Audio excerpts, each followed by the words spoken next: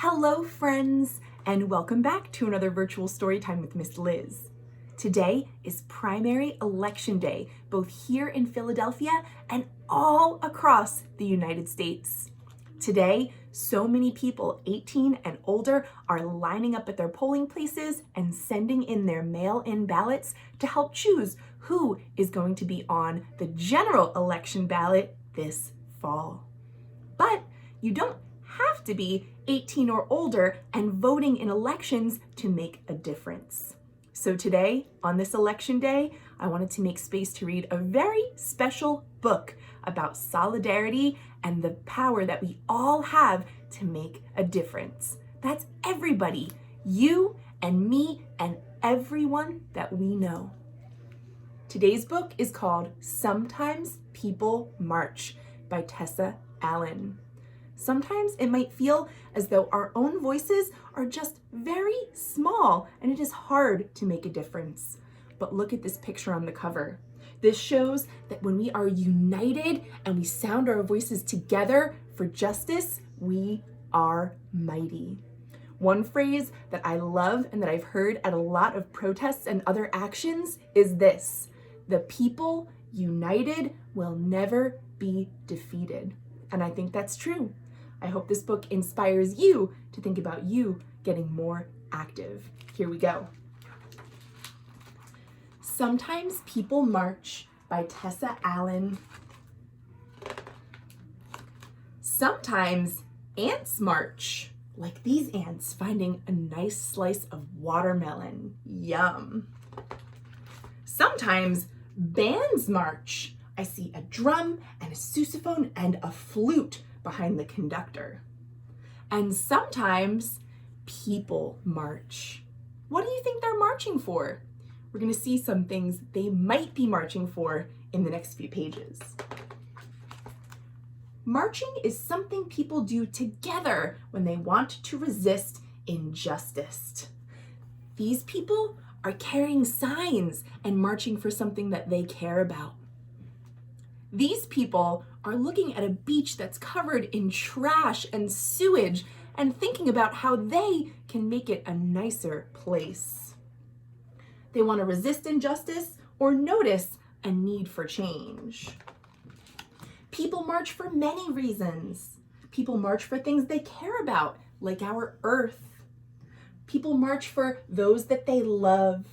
This family has a sign that says, "Welcome home," and they're giving a big family hug. People march for the health of their bodies and their communities and the world. It looks like these Native Americans are holding a sign that says, "Protect water." Water is life. We wouldn't be here without it. And it is important that we all are working to sustain this vital natural resource. People march for the freedom to love. This is the loving family. A long time ago, but not that long ago, they went to the Supreme Court because they wanted to get married.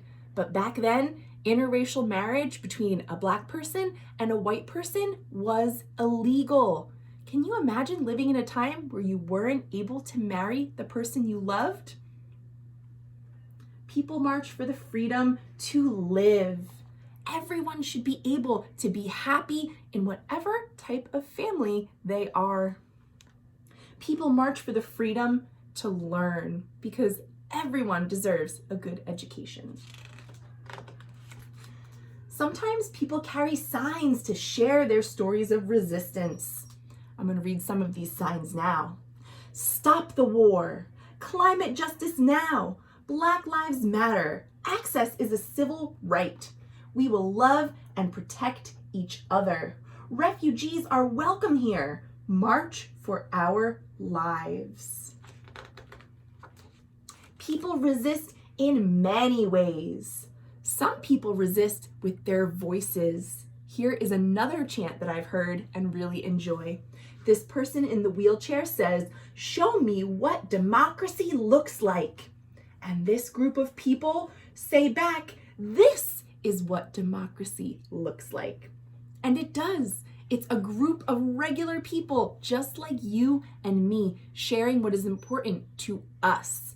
That is democracy. People might resist with words, like these words from Ida B. Wells. The way to right wrongs is to turn the light of truth upon them. Some people resist with songs. Some people resist with art. People resist with meetings. They resist by standing up or sitting down or taking a knee. Up at the top, these people are on strike. That means they're refusing to work until they get better working conditions or their other demands are met.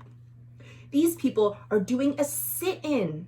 Back during the civil rights movement, it was common for people to sit at businesses that didn't want to be integrated or allow Black people to have the same rights as white people. So they'd sit in at a place to demand justice. It was not easy. And this is Colin Kaepernick, a football player who knelt during the national anthem rather than standing because he wanted to protest the way people are treated unfairly in this country. It is not always easy to resist and stand up for what's right.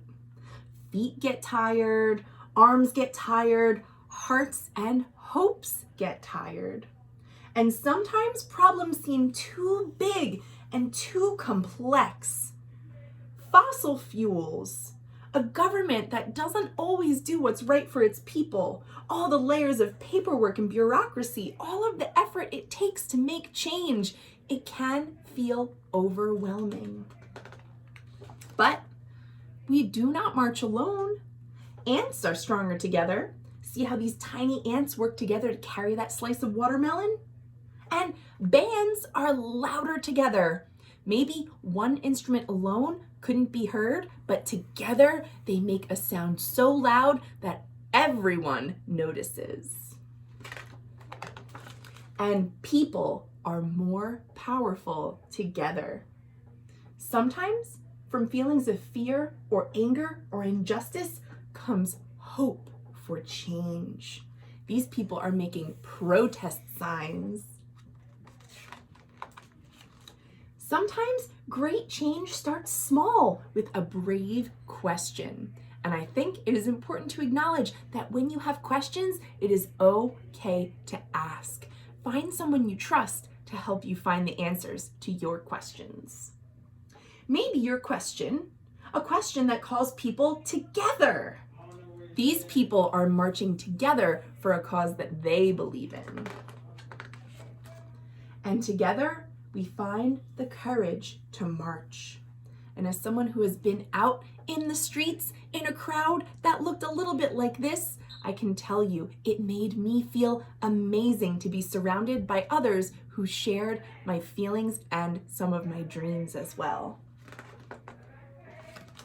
At the end of this book, if you check it out from the library or get your own copy, you can see a list of movements, marches, and key figures in the art.